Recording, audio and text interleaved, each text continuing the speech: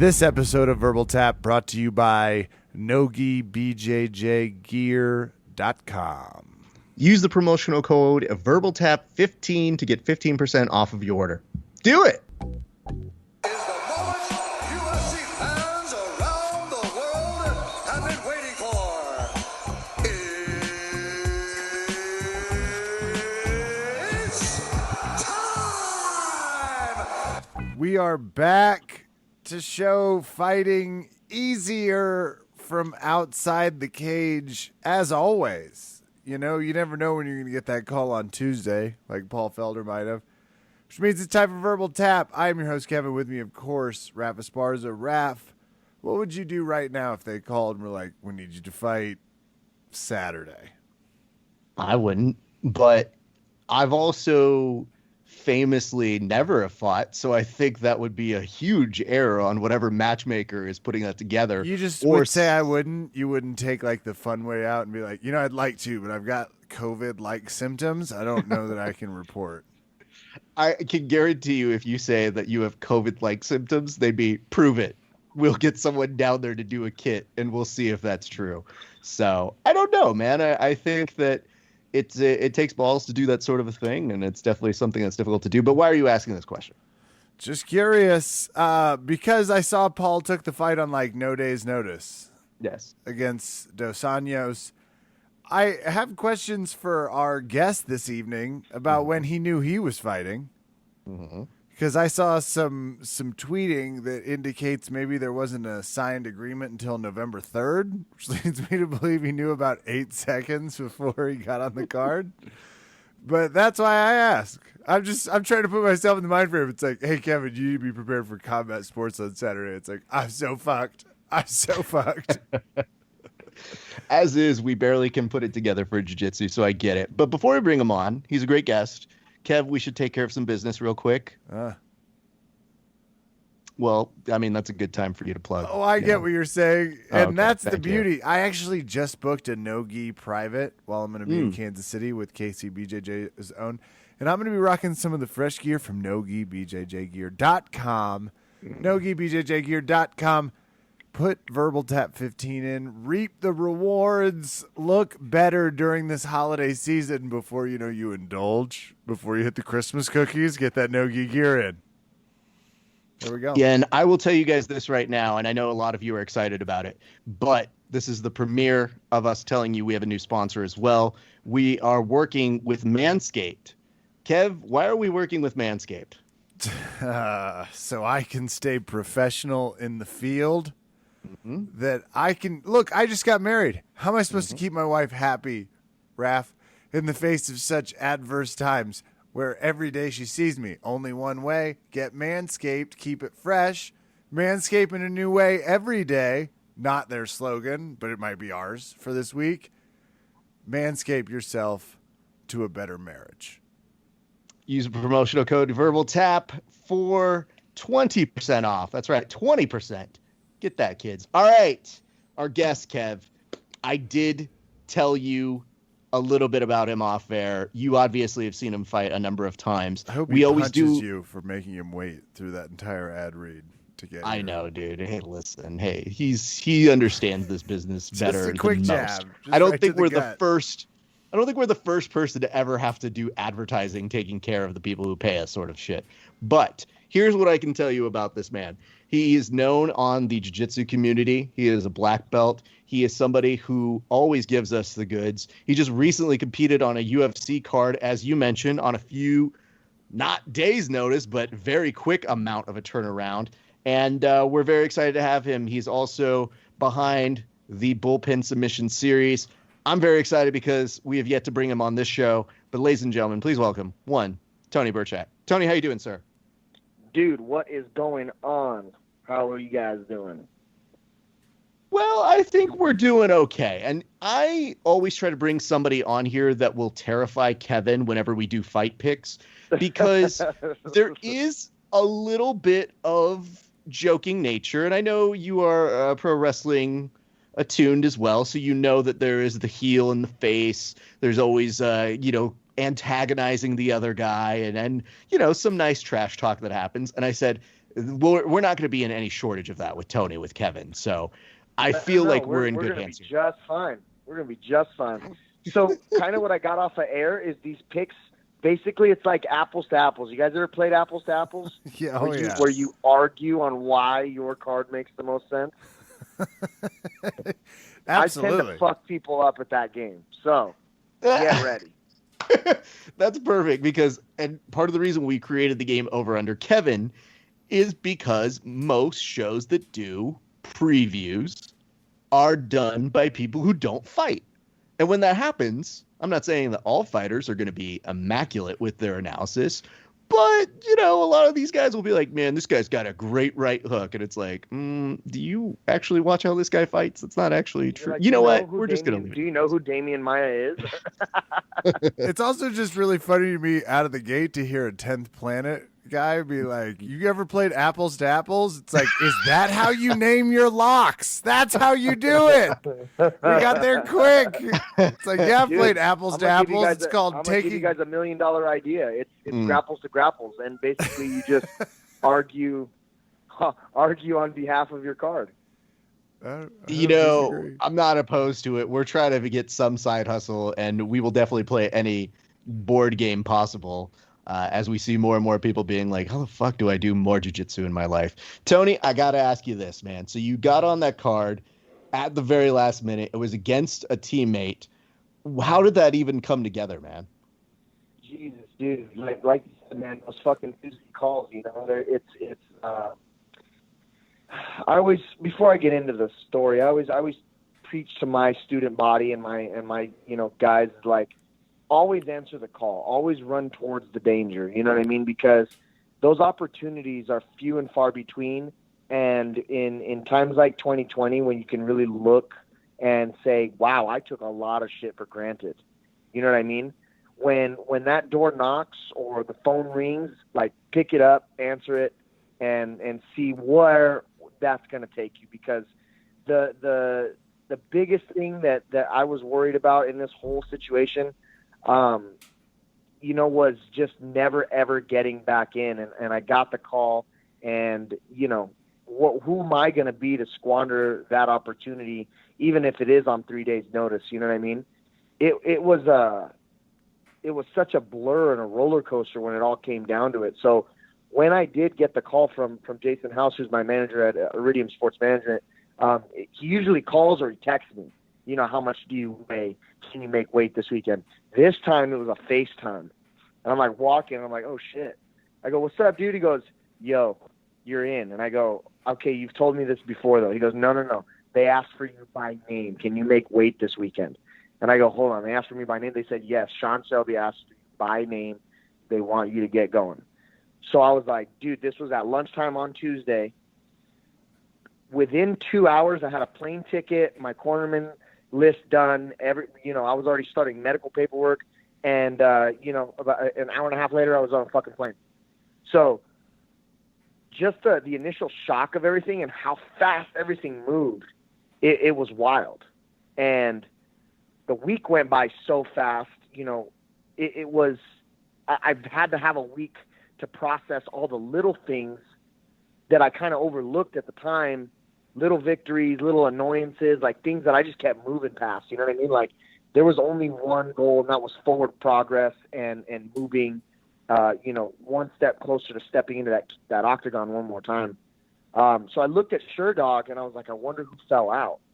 And I go, oh, fuck.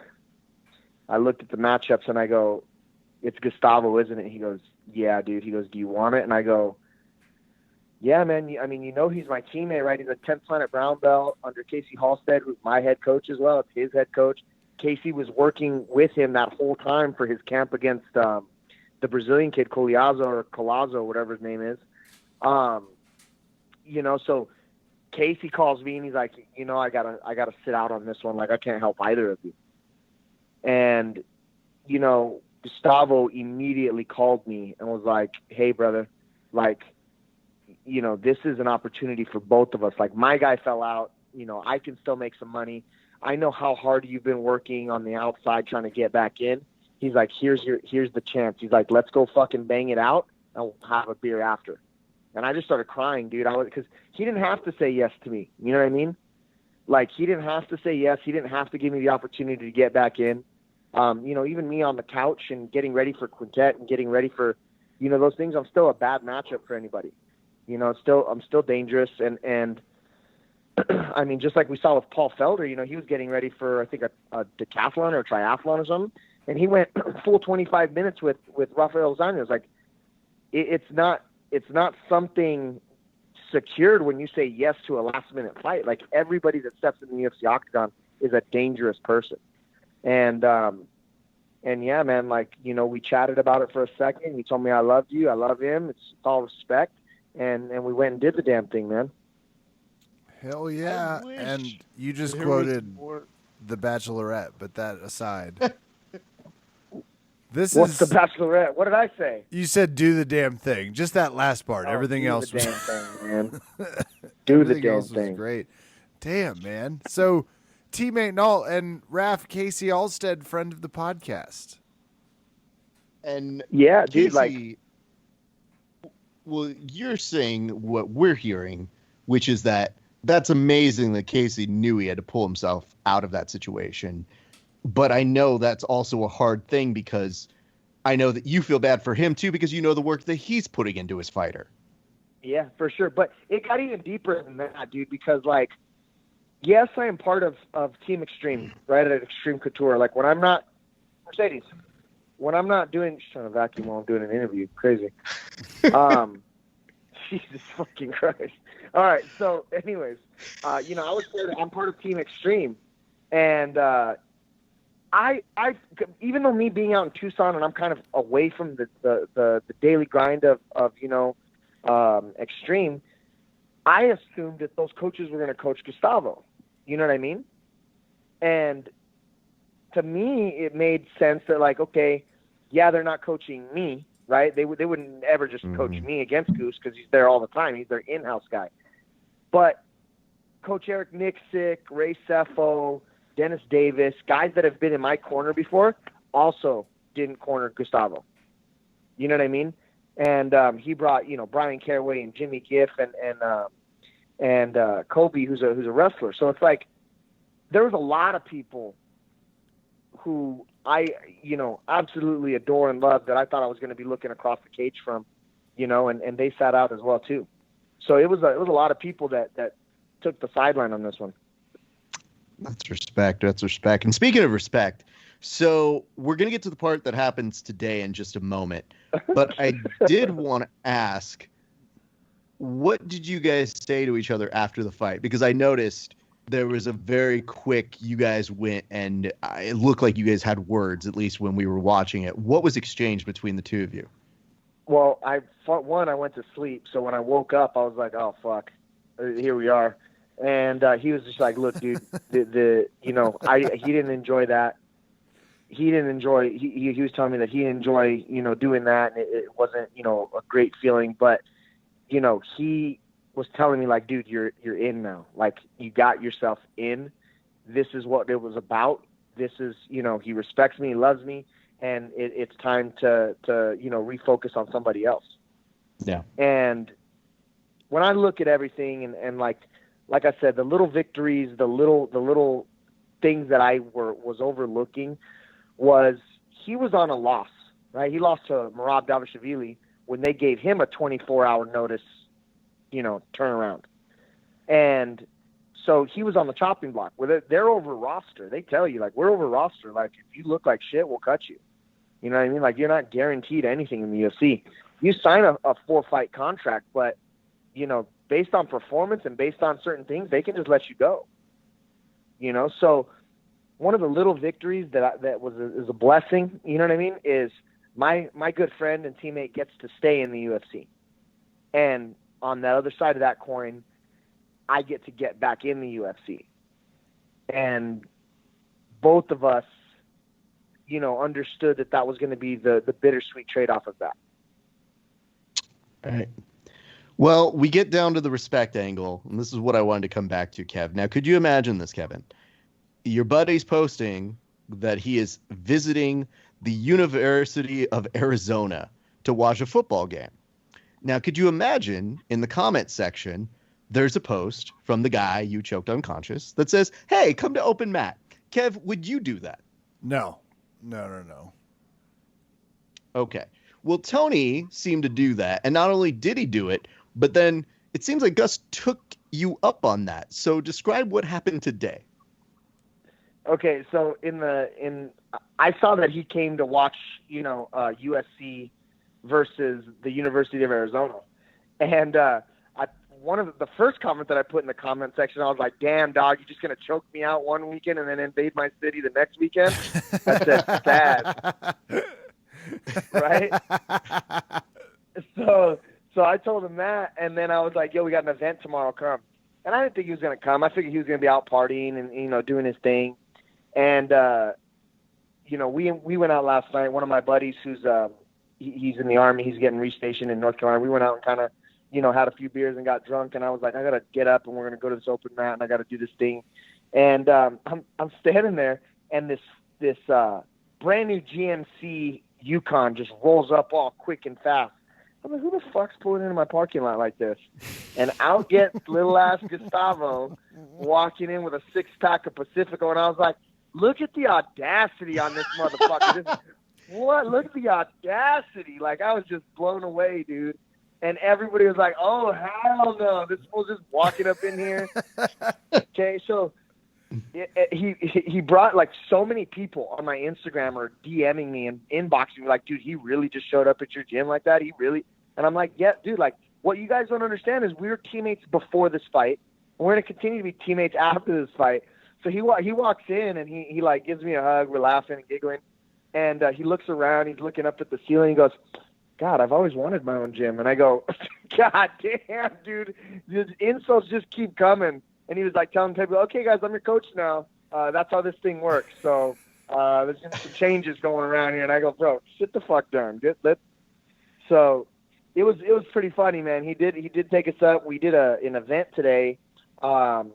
For We Defy Foundation, which is it's a charity that scholarships combat veterans and pays for 100% of their jiu-jitsu, buys them 2 gis, buys them 2 rash guards and 2 shorts, and they help veterans get over PTSD or cope with PTSD through jiu-jitsu. So it's a really cool event. We got some black belts from all over the country show up. Some super dope black belts from Tucson show up. And then, of course, there's Gustavo. He rolls up. And he didn't even bring me a full 6-pack. He brought me 5 beers and a 3/4 finished bottle of Jameson. Hold up. So, the math on that does not work for some reason. And I have done my best in my years as a mentor to many kids in being like, listen, kids, if you go somewhere, you bring a 6-pack, you bring something, you do something to the host that's nice enough to give you there. And I've had people when they come in with like some straggler beers that are supposed to go in a 6-pack, and I go, what the fuck is this? And they show up and I go, why is there 4? There's 6 slots. Bring them the full 6-pack. And they're like, oh, I left one at home. And I was like, how? Well, yeah, this is I finished 2 last night, and this is kind of just the rest of the 6-pack I had. I have sent people home from poker games when they have failed to bring a full 6-pack because I was like, no, yeah, that's disrespectful. As you should. You're not even a grown-up. Why are you bringing half cases over here? And I tell people, I go, if you go to someone else's poker game and you do that and it gets back to me, I will disown you as a friend because people talk and they will tell me. So anyway, well, you all are being too specific, though. If I said 10th Planet Brown Belt brings asshole-ish liquor to open mat, you guys be like, oh, that checks out. Every part of that checks out. Literally all lines up. Well, so that's my only that's my caveat, Raph. I want to be clear. That is fair. I am glad that you guys got the chance to train today. I'm pretty sure to your students, though, there is a little bit of element of like Hulk Hogan taking off the red and yellow and becoming part of the NWO and going, what the fuck just happened here? Did we all just get swerved? Like I said, I had so many people like, bro, you're a better man than I am. I would have socked that fool. And I was like, I can't even just believe you let him walk through your front door like that. I'm like, what the fuck am I going to, like, what am I going to do? Get out. Leave. I do appreciate, though, and it is good that people send those notes. What they may not know is the culture of your gym. So what we get to see all the time is you guys host all these amazing things. There's seminars that happen all the time. You get a lot of people who go specifically to either go to train at your gym, teach a seminar at your gym, or go to compete at your gym. And just recently, you had the Bullpen Submission Series, which was a very fun thing. I had to catch it in bits and pieces, but I always love when you guys put those things together. Why do you feel the need to put on events like that? Oh man, so that in the back, like I was literally 10 or 15 minutes away from the because I was the first fight of the night on the UFC card. So they were trying to shove me in the limo, and I'm watching Bullpen, and that whole thing is like what kept me calm and not losing my shit on the way to the fucking stadium. So Bullpen Submission Series was a sub only event that me and my wife created here in the Southwest, because there was no true sub only. Fight to Win came here, and then we have another one called Rise of the Prospects, but it all comes down to ref's decision. There was nothing that was true submission only EBI rules, that had been grown and fostered here in Arizona. So we started that here in Tucson, and it's important to us to continue to throw these events because, like, right now there's so many people that are just laying, just hanging around their house, getting fat. They're not training, but they do want to compete, and God bless those people, you know what I mean? But for the most part, everybody that was in this tournament is a 100% heavy hitter. We had, I think, 7 guys that are on the 10th Planet top 25 pound for pound best grapplers in our organization. They were in our gym. The just the atmosphere when the Bullpen's going and it's all competitors. There's no spectators, so it's all competitors and one coach. And the synergy, the whole thing in the room is you could just feel it on your skin how electric it is. And that quintet did not disappoint, man. There was some killer teams from Portland, Grants Pass, Oregon, East Texas, Team Hooligan, who's my brown belt Willie's team that he pieced together. Who else? Man, there was Team Havoc from Tucson, who had old school dudes like Ed West and Greg Foster, Dylan Louie. It was an amazing collective and competitors there. Like, dude, you have PJ Barsh, you got Quentin Rosenwig, Adrian Nez, Sam Hardy, Phil Schwartz, like everybody. Wait, here. Did you say another Barch? Is there another? Is this a relation to PJ? That is PJ Barch. No, PJ Barch was on the Grants Pass team. Oh, thank God. Okay, hold on. I just wanted to make sure there wasn't a second Barch. Look, No, it was there's a no. quick I 10 don't think planet there's question. 2 Barches. Perfect. No, but dude, it was an amazing tournament, bro. Like, if you guys haven't had the chance to see it, go to the Bullpen Facebook. All the matches are up there. There's like literally an hour, 2 hours of a full tournament of jiu-jitsu with some of the dopest matches that I've seen in a long, long time. Hell yeah. Can I ask another? I want to ask an adjacent 10th planet question. Go for it. Is it a sense of pride, or is there? So you've kind of talked about it already. You've said this was a split situation where you're actually teammates with who you're going to be fighting with, Gustavo. Is it also a sense of pride because this is kind of what you've worked towards? So you're referencing a tournament where there's a lot of 10th planeters and you guys are going to murder each other for our benefit. And we're here for it, by the way. It's the best. When you sick these no-gi 10th planeters on each other, it's really quality tournaments. I mean, that's also what we've learned from the Bravo side. Do you feel that when you're fighting in the MMA cage as well? Is there still that jiu-jitsu pride? Yeah. So, I mean, I guess the answer to that is when you're competing, right, and you're like a true competitor through and through, like you just love the spirit of competition.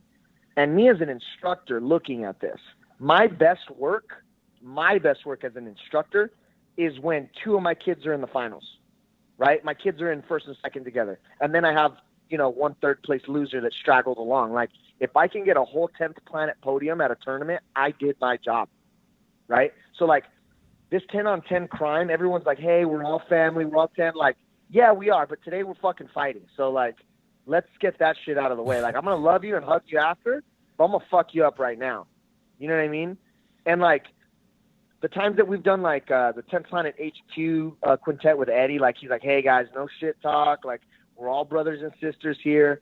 I wasn't at this like I said, I was in Vegas. I was getting ready to fight, but people were like, no, dude, like, the shit talk was thick.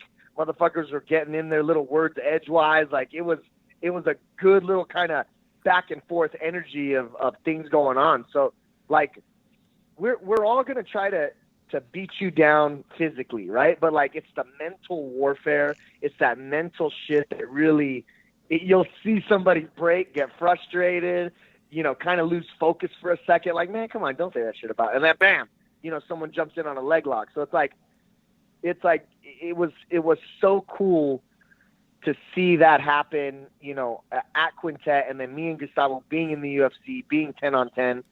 He could have did me dirty, bro. He had me in some good spots where he could have elbowed the shit out of me, cut me open, broke my nose.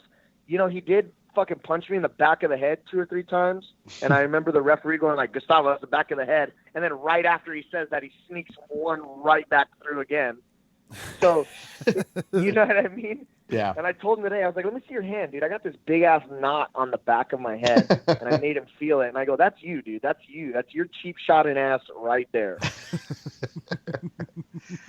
Perfect qualifier. So, now you talk about, oh, go ahead. I'm sorry. No, but I think the answer to that is when you see everyone's like, I don't know why there's so much 10-on-10 crime, because we're the only people that really want to step up and constantly compete no matter who it is. You know what I mean? Like, I see so many people with so many excuses on why they can't come to bullpen, why they don't want to do sub only, why they don't like EBI overtimes. It's like, dude, you guys have an opportunity to just be on the mats with some of the dopest people who you would never have the opportunity to do that with otherwise. Like when's an East Texas 10th Planet guy going to go up against PJ Barch? When's a Portland dude going to get to go up against, you know, Quentin Rosenwig? Like, that never happens. So, like, for us to bring people all together from all across the country, all across several different affiliations, but majority 10th Planet, and they just went to slaughter each other. That was rad, dude. That's so cool. Yeah, and it's a credit to what you guys do. See, that's what I think. I think it's ultimately a compliment to me, especially that you're willing to fight each other. It's like, look, we train jiu-jitsu together, and it's big, but to me, it's a compliment.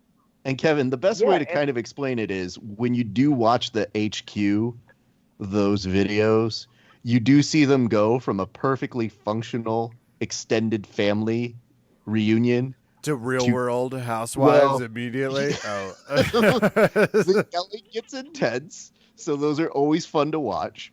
But then the healing that happens afterwards, where everybody they kind of get it out of their system and they go, yeah, all right, that team won. All right, that's fine. We're good. But it is something to behold.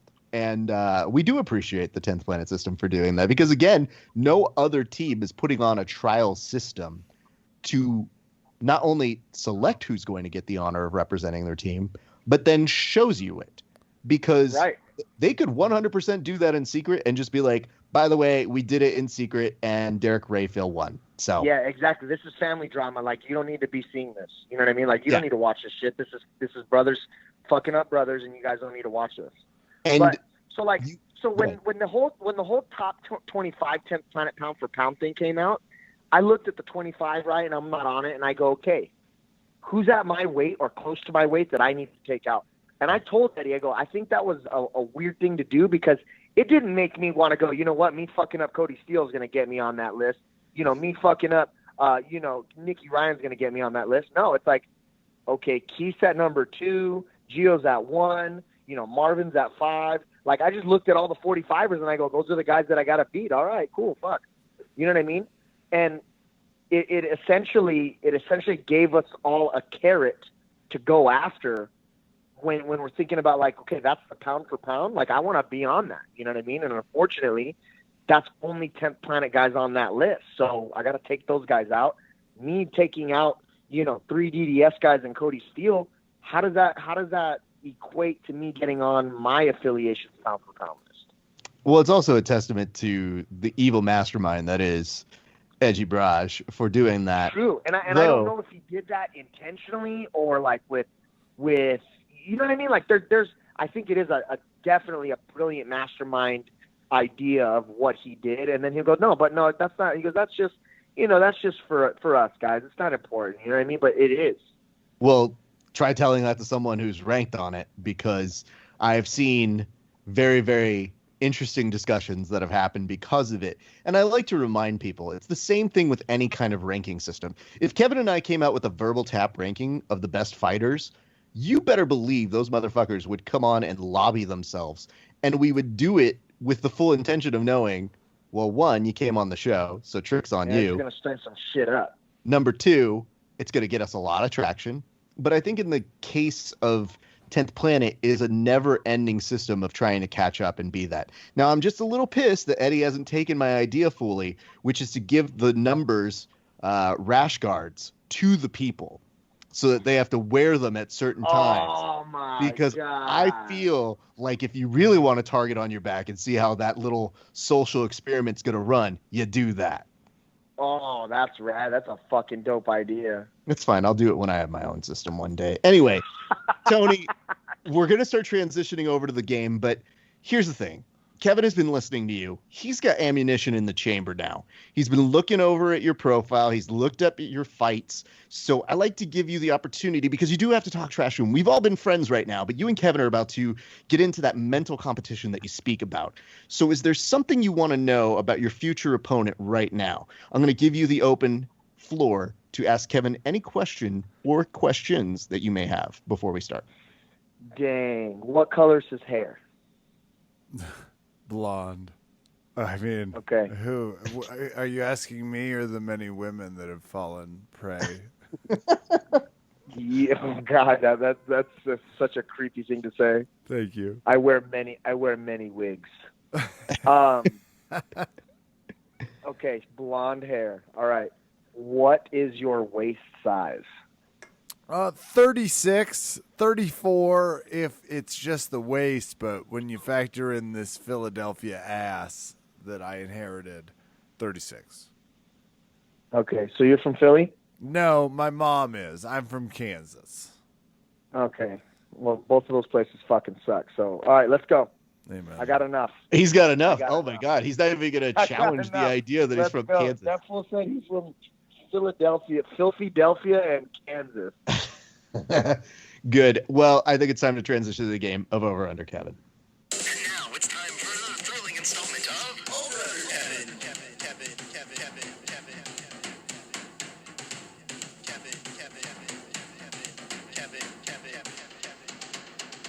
Ladies and gentlemen, boys and girls, welcome to another installment of Over Under Kevin. I'm the host of this segment. I'm just going to walk you through it. It's very simple. We give each participant 15 seconds to say who they think is going to win on the randomized order of the UFC 255 card. And I've got some news for you guys. This card is a doozy, and we'll get to exactly who's on it in just a second. Now, if I so deem that they are given the opportunity for a rebuttal time, they get 15 seconds of extra time to chat. We do ultimately pick whoever gets the most guesses correct as our winner. However, it means more to us who talks better trashed during this segment. Gentlemen, do you both understand the rules? Kevin, do you understand the rules? Yeah. I'm going against someone who weighed in at 135 pounds a few weeks ago. I'm certainly not nervous as we get into this. Oh, a my swift God. wind could knock him out of this competition, Raph. I feel fine. Uh-oh. Tony, do you understand the rules? I do. Yes, I do. Very indeed understand the rules. Excellent. Well, gents, we're going to get this off to a start. Kevin, you're going to lead us off. He's just And- allowed to say indeedy. We're just going to move. You know what? Fine, Raph. You go ahead. I guess we're not hosting with any integrity anymore. Yeah, no, it's cool. If you can darce him, you can go ahead and talk shit to him. I don't know that you can. I've got the beginning of this fight card listed up top with a middleweight bout between Kyle Dacus and Dustin Stoltzfus, which is a terrible name. Kev, 15 seconds on the clock. You go. Yeah. Well, in the classic Dacus versus Stalkus Christmas Carol, as you're aware, ref, everyone dies. It's a dark tale. But I'm going to take Daucus because ultimately I don't want to get stalkist out in the cold. I'm stopping you there. No? All right. Okay. Oh, you know, Tony, who do you got? 15 on the clock for you. That was fucking horrible. I don't even have to have a rebuttal argument that guy tried rhyming Daucus with Stockus so many fucking times. Holy shit. What? Let's go with who's the other guy? Daucus and who? Dustin Stolfus. Stolfus. I'm going with Stolfus. Okay. Kev, are you mad that he is trying to really downplay your rap career? No, and I'll tell you why. I have my name listed here as the Nevada vote count, and I have his as Ohio frowny face, so I feel super confident. Fair enough. All right. Well, we're going to go to our next fight right now, and I think this one is a vastly more interesting fight for one reason. It's friend of Grappling Hour 1, D-Rod, Daniel Rodriguez versus Nicholas Dalby. Tony, you start us off on this one. 15 seconds to you. I do always love the 10th Planet guys. Nicholas Dalby has dynamite in his hands, and I think it's going to be a war for sure. But I'm going to go for the 10th Planet side. Ooh, Kevin, what do you got on this one? Look, this isn't Rage in the Cage. Oh, God damn. This isn't Rage in the That is Cage a- 150 where you're that's just a going low to blow, arm bro. triangle me like I'm Apollo's nephew. It's not going to happen. That's a low blow, bro. I'm ashamed that I've even been there, but thank you. Hey, we're all just a Rage in the Cage. I'm going with Rodriguez. I'm going with D-Rod, baby. Oh, man. Okay. I think I you're mean, winning the Tony- shit talk thing because you have too much ammo. I don't have any computer in front of me. I've been, Who gave you the Man. opportunity to ask questions? Oh, Who's regretting you're that right, now? you're right. Oh, fuck. Ref, he I'm was a keep going member of blind. the World gonna Fighting keep going Federation, which I know sounds pro wrestling, but wasn't based off of how he did. Oh, my He was God. arm All right. murdering people. All right. Well, Kevin, you're going to lead us off on this next one. This one is a light heavyweight bout between Mauricio Shogun Rua and Paul Craig. Kev? I'm so sad at this fight. When I first, obviously, you know, whenever I see Paul Craig, I'm like, oh, he's that disgraced politician from Minnesota. He's not. I'm going to go with Paul Craig, and I do not feel very good about it.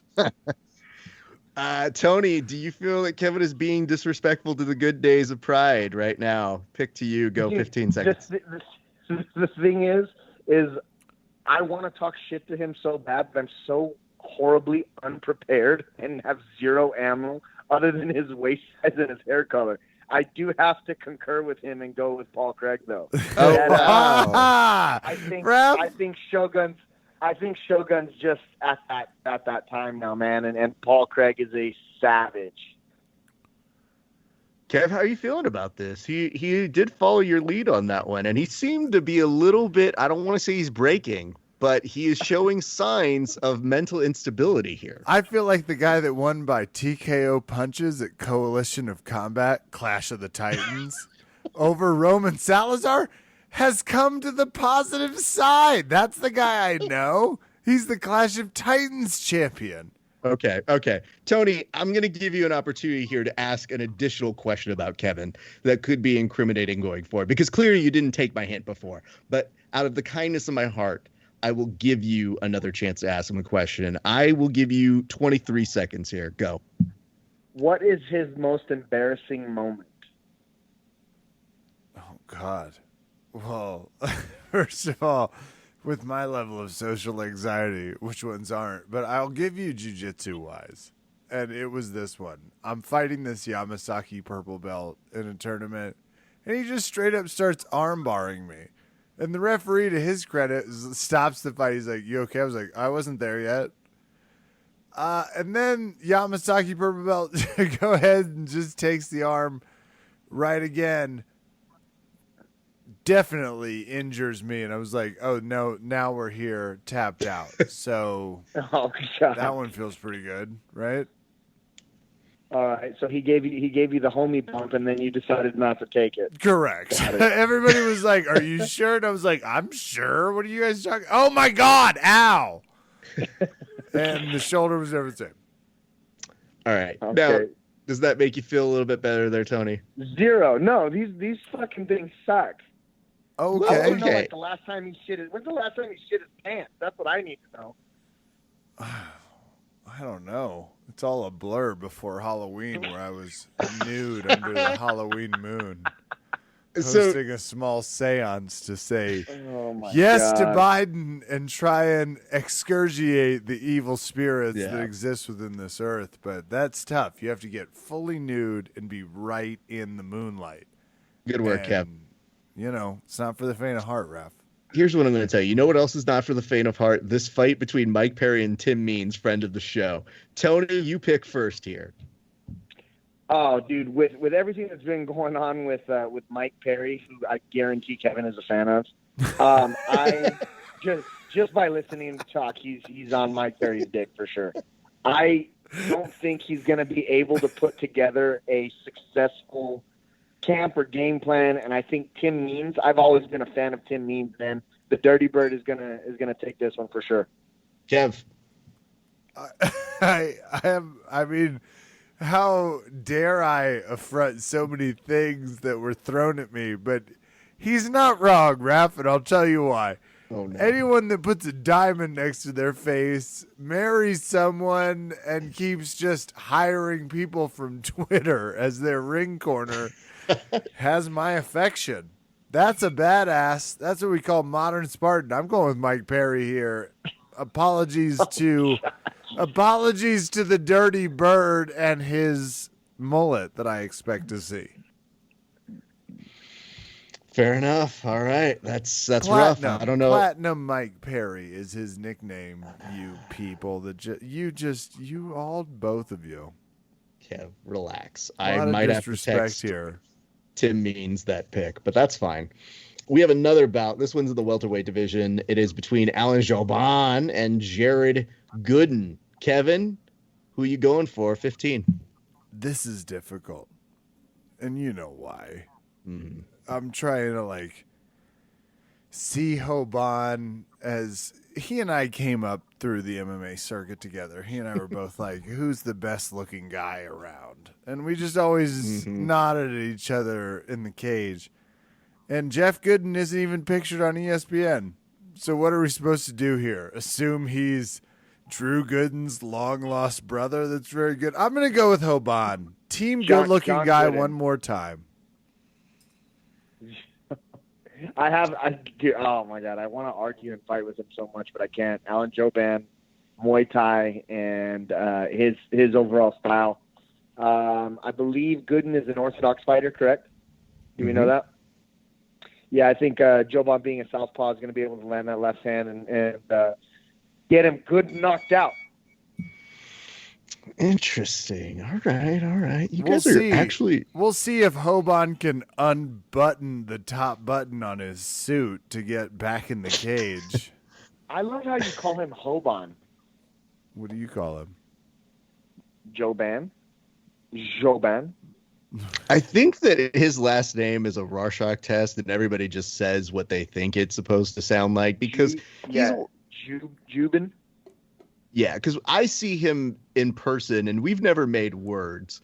But Karen Bryant once tried to egg him on to try and out-grapple the shit out of me. And it's only for this reason. And I feel like, and maybe you could have some insight into this. When I come up with nicknames for certain fighters, I look at him and I say, yeah, the dude looks like a fucking Disney prince. Like, look at him. Dude's a good-looking dude. And I think one time Karen Bryant was trying to take the negative side of that. And I was like, tell me what's wrong with being complimented like you're fucking just a fucking Disney caricature. And like all you could see was Karen Bryant being like, oh, Raph grapples too. And I was like, Karen, stop trying to kill me. Not professional. Yeah, Thank you. Stop trying to get me killed, please. Thank you. I was like, this dude will murk me. All right. Well, that's been fun. It's been a good time hosting everybody. So that is my one caveat on all of that. Here's what I'm going to tell you. We are now at the midway point, which means we will analyze, and I will give 30 seconds to both gents here. Tony, you lead us off. Who is winning in the women's flyweight bout between Valentina Shevchenko and Jennifer Maia? Go.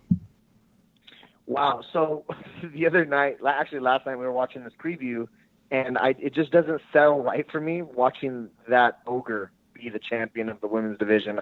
I 1,000% think Valentina Shevchenko's Muay Thai and takedowns and jiu-jitsu are way more well together, well strung, well orchestrated, and Maya is still, like I said, a very ogreish.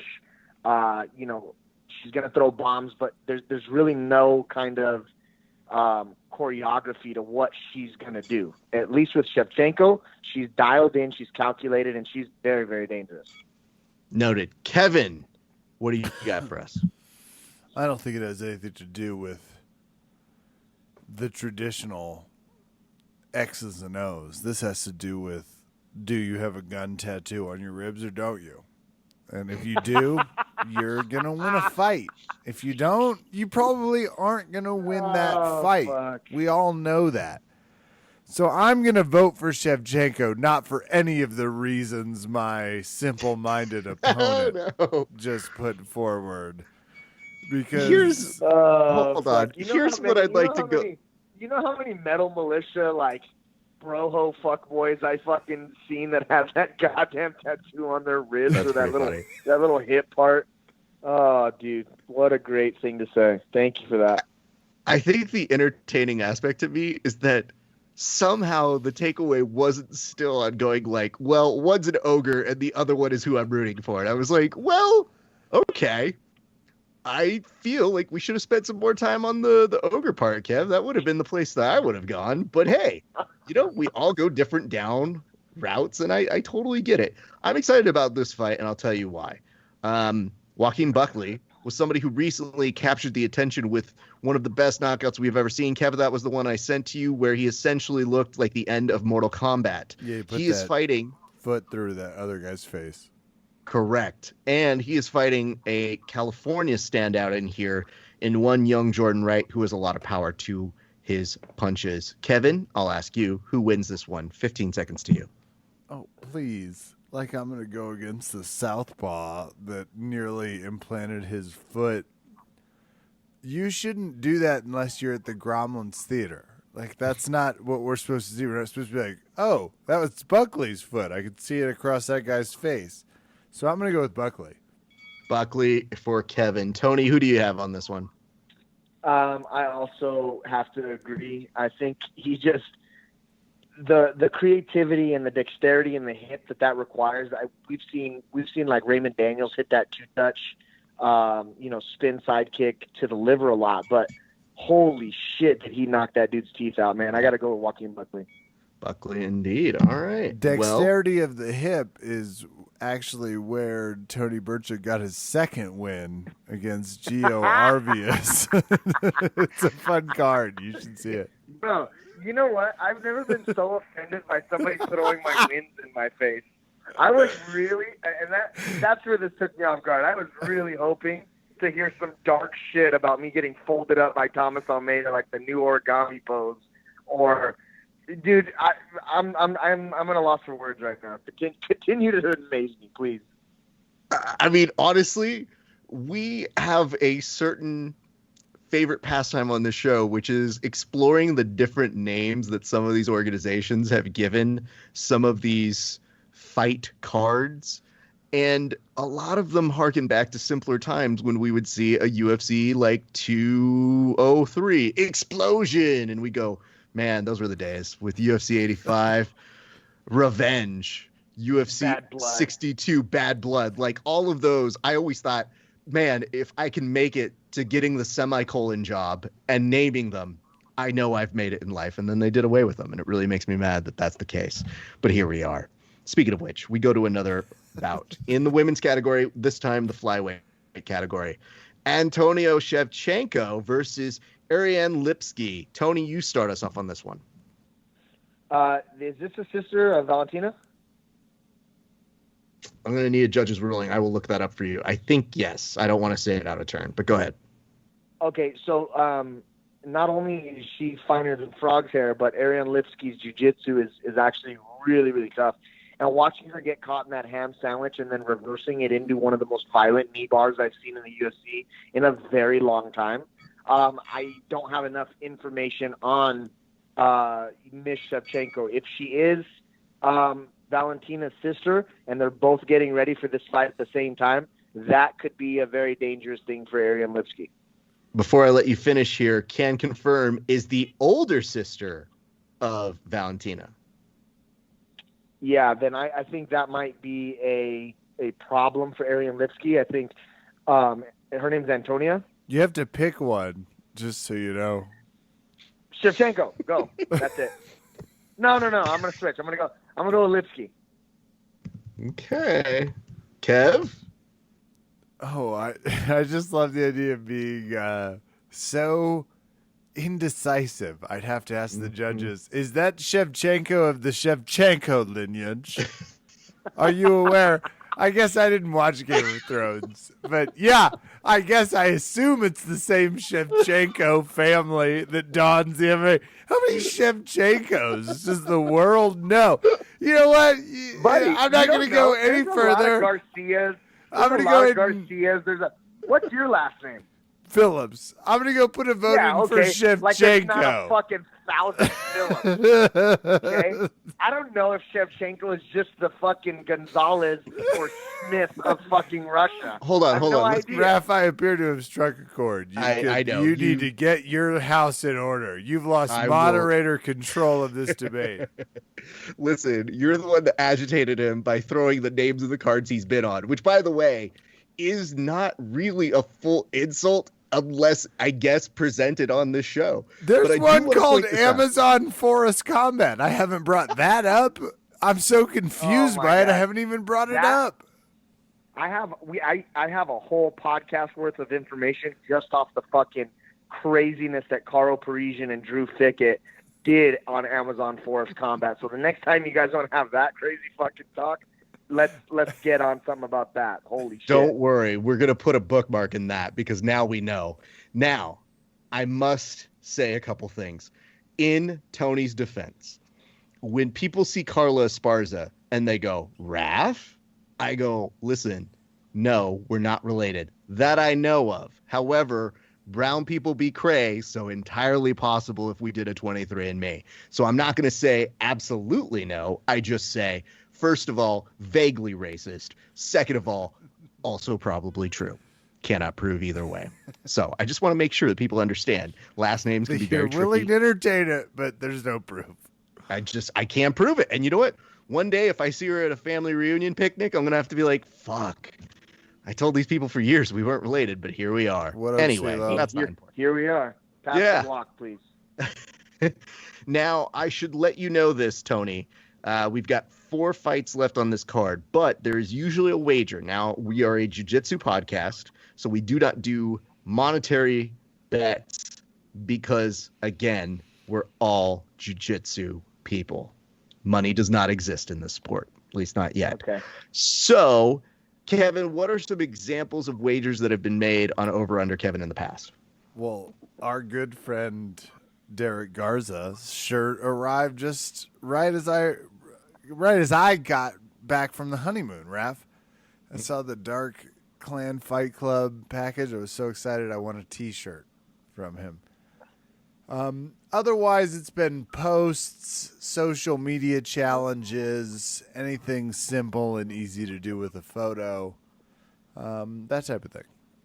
Yeah, and just to let you know, Tony, we still have some time for you to figure out what the bet is. Do you have an idea in mind, just off the top of your head? Don't say what it is if you do. I fucking got a good one. Okay. Just to let you know that recently when Kevin did go away to get married, we brought on Keith Krikorian, who ended up losing to Dan Tom, the MMA fight analysis. And as a result, Keith has to eat 20 Jack in the Box tacos. Now, I will say, don't do that to Kevin because cholesterol, bad form, let's not kill him. Keith will survive because he is a child. However, just to give you some more context. I don't know, 15 tacos. Fuck, now you gave me another one. Well, I still have the power to veto whatever it is. So I'm just letting you think you've got some time. In the meantime, Kevin's going to go on this next pick, and it is Wait, between... hold on. So hold on. Let me ask you a question. Yes. So the wager that I put out, right, Mm-hmm. does not have to be reciprocated to me, correct? Yes, it is usually a gentleman's agreement between the two of you.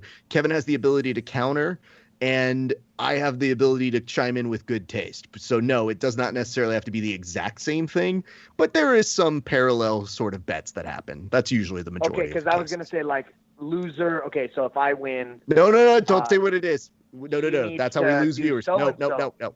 Yes. But Yes, if something he like wins, that. I have to do so-and-so, and it's not the same. That's fine. We've had those in the past too, so that's fine. I just like the idea that we're barreling to that. So you've got a couple times. I'm sorry. Kevin, was the stop it. music? No. Oh, that wasn't the. Oh, my bad. That was not the time to do the I sound thought I bite, was you supposed to dork. play the music. All right, we've got a flyweight bout between Brandon Moreno and Brandon Royval. Kev? Are you kidding? Like, I can vote against Tough 17's Brandon Moreno. I'm joking. I know it wasn't Tough 17. I do know it wasn't, but I have no choice but to go with Brandon Moreno. Hey, what is Prison Tats? Kevin watched Oz too impressionably at an early age. Brandon Moreno. Mm-hmm. Brandon Moreno, thank you very much for that. Tony, who you got on this? 15 seconds to you. Man, I've been super impressed with Brandon Wardle, but I've trained with Brandon Moreno a lot of times. He came to Arizona, and we've done camp together. His jiu-jitsu is phenomenal. His striking is phenomenal, but more than anything, he has just tremendous heart, and there's no quit in him. I have to go with Brandon Moreno. All right. Well, here's what's going to happen right now. Tony, you're going to tell us who's winning this women's flyweight bout between Caitlin Chukagan and Cynthia Gavillo. Who wins? Go. You know what? I've never really gone dang, Chukagan's the girl that's really going to be there. You know what I mean? Like, Cynthia's wrestling, her jiu-jitsu, and her putting everything together between her striking and everything. She's getting so well-rounded. I think she's going to just absolutely dominate and submit Kaylee. All right. Kev, who do you have on this one? Yeah, I just want to tell announcers Calvillo is minus 210, so Vegas and the world agrees with Anthony Birchak, even though he was like, I'm going to tell you guys a secret. Calvillo's better than Chukagan. It's like, yeah, Vegas is well aware. Everyone's aware of that secret. It's actually like a massive underdog, so it doesn't matter. But I'm going to take Damn, that's tight. Chukagan because I do feel a little upset potential here. Take Chukagan, a plus 180 versus the minus 210. Clear favorite, Calvillo, but, ask our friend. He'll tell you about an insider. All right. Kev, we're at the welterweight bout between Louis Costco and Sasha Pallet Lefem Nikitov. Go. There is zero chance anyone's name is Lefem Nikitov. Who is this? You know what? We got to get through it. Listen, his name is Sasha Palanikov, and it's just not a fun name, so I got to get a pun in Then here somewhere. fucking fine. I'm going to take the only pictured motherfucker in this, despite how prisoned he is. I'm going to go with Costco. I've not ever been a big Costco fan. I Sure. don't like the bulkiness, but I'm going with Costco. Fair enough, Kevin. Thank you. We'll make sure your subscription's renewed. And Tony, what do you got? Listen, I got, as much as he doesn't love Costco, and he's probably a Target kind of guy. I have to go he's against right. him. He did nail me, Raph. There, I just want to admit to you're a fans Target and guy, everyone for publicly, he's right. I am a Target guy. For sure. You would never be caught. You would never be caught with us, with slumming it with us Walmartians. But anybody with a name that's like Sasha, whatever, comes from a plant, like a place of ice and freezing cold, and he's probably very, very fucking angry. I'm gonna go with that guy. Okay. Well, that sound as any reasoning as we've had on the show thus far in. Was Tony, that you're going to Paula- lead us off on this one. Was that him picking Polonidov? Yes. Is that his name? Yes. Polakmiov. Polakmikov is the best way that we can. I get have to write pronounce it down. Yeah, I have to write his name down or yours, but All right, we've gotten to the point where we're getting to the main event. Tony, you're going to tell us who's winning. You have 30 seconds. It is between Davison Figueiredo and Alex Perez. Who wins? Go.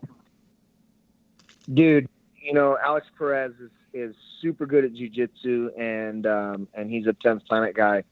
But Davison Figueiredo is just a fucking buzzsaw. He's big at 125. He's got dynamite in his hands, and I think he's just going to be – it's too big of a step up in competition for Alex. If he doesn't get a hold of his neck within that front headlock anaconda darce area, and he lets Figueiredo start getting his hands going, it's going to be either a really quick night or a really long night. Kev. I'm gonna go with Davison Figueiredo. Kev. oh, this feels so good. Perez is the 10th planet guy? Mm-hmm. Yeah. Oh, well, then it's easy for me. I'm going to choose the 10th planet guy. Are you kidding? What kind of logic would I be exhibiting if I didn't choose the 10th planet guy? Oh my God. I got to choose. I got to choose Perez. It's not even close. Argument, just being conscious. He's the motherfucking grease lightning of jiu-jitsu fighters. He's John Travolta. He's the other guy that went to rehab. He's everything. This is easy. Kev, are you just trying to make Tony feel bad for picking against That his 10p hurts, for L? Raph. Because it seems like it's Raph, 10p no, for I'm some gonna say times this right to now. you man to man. It's That 10 hurts. It's 10p muscle menos. Well, gents, Kev, can you do me a favor? On your tally, can you tell me how many fights you guys have different? Because I'm looking at my list right now, and it's not a ton.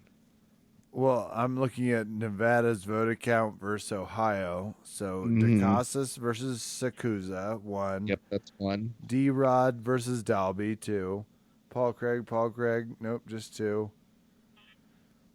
Mike Perry versus Tim Means, 3. Hmm. Huban, 3. Shevchenko, 3, though he backed out. Buckley, 3. Shevchenko, Limsky, 4. B. Moreno, 4. Chuk again, Cavillo, 5. Costco versus Pantaloni, 5. Sasha Fierce, yeah, we got that one. Figueiredo, 6. So 6 fights. Okay, so gents, your differences are hinging off of 6. And Kev, I want to ask on the Daniel Rodriguez. I think both of you have D-Rod, don't you? Yes. Kev, you put down D-Rod, right? Oh, I did, yeah. Okay, so Is it's that come down Dolby? to 5 fights, which has to make you feel weird because this is 11 fights or so on this one. So it's really hinging on 5 different fights. So as we come up with a way to come up with a potential tiebreaker in the event some weird shit happens, even though it's an odd number, we do 2 performances of the night and 1 fight of the night. Now, Kevin, I think on that last one, it was you who did the last pick. So you're going to tell us your 2 performances of the night and the fight of the night as a tiebreaker. Well, first, Mike Perry Okay. is an easy one. Second, Moreno for performance of the night. And then fight of the night, let's not get fussy about this. It's always the same one. Fig Weirdo Yeah. versus Perez. All right, Tony. Is Fig Weirdo already copywritten? It is. It's close, but it's not there. Tony, what are your 2 performances of the night and a fight of the night? So I got Brandon Royval versus Brandon Moreno as fight of the night. I got the Joaquin Buckley performance of the night, probably another crazy fucking knockout. And then I think Wait, what was that, Raph? He's got Royval and Moreno as his fight of the night, and then Joaquin Buckley as one of his performances of the night. Thank you. and then I'm gonna give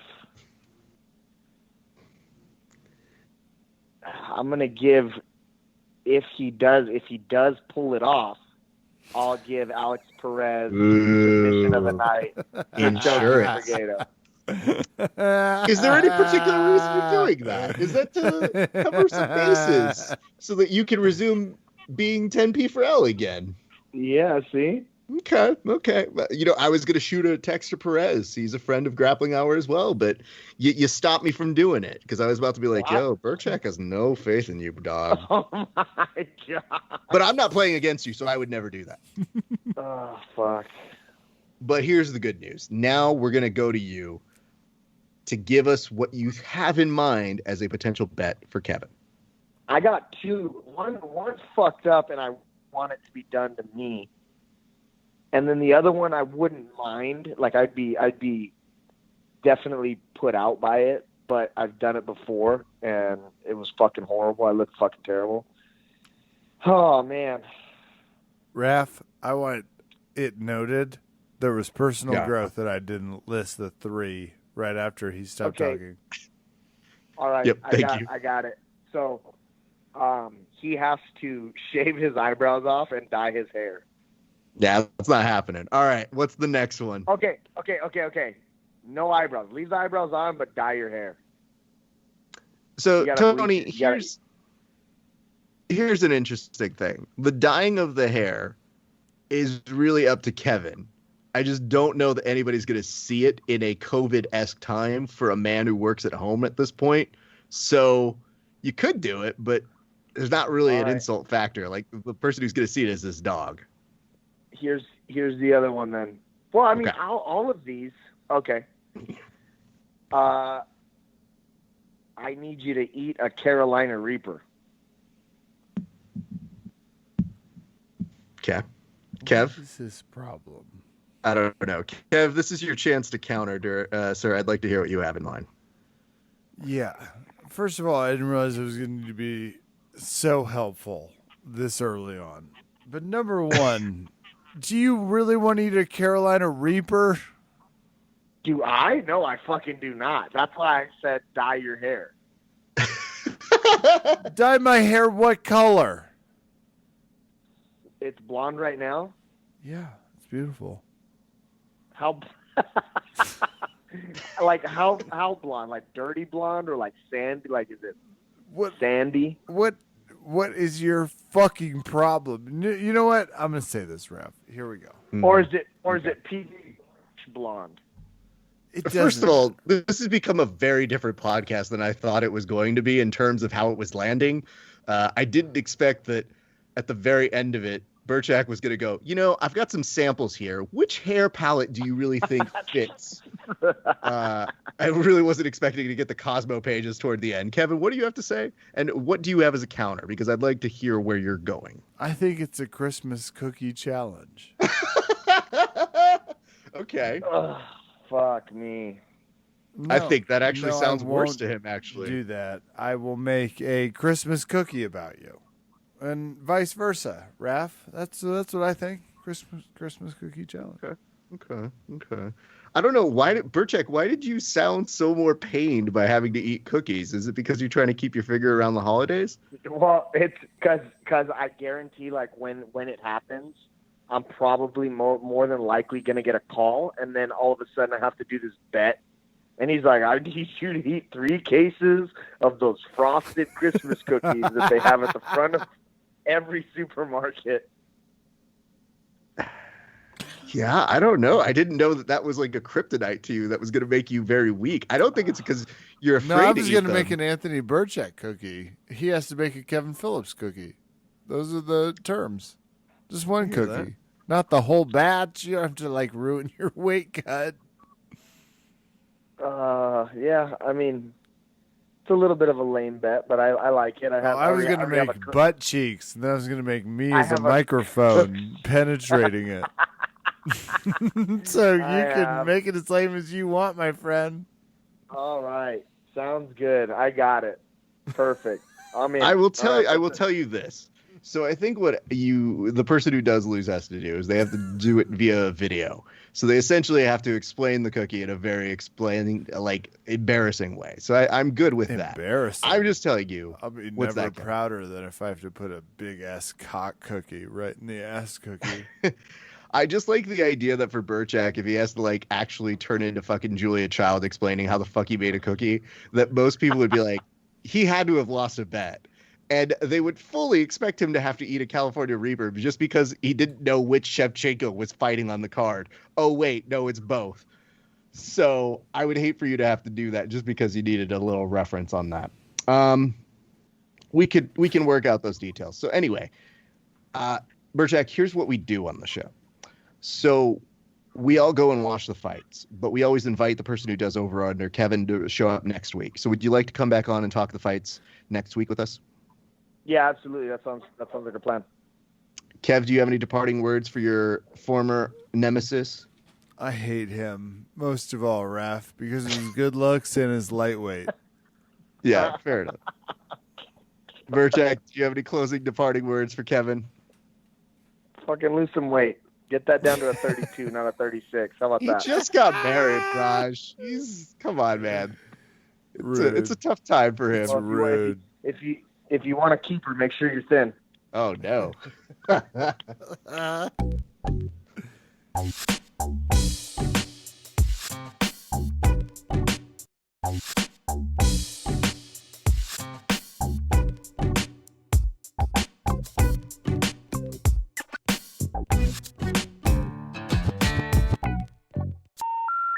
number you have dialed has been changed. The new number is... Please note, the new number is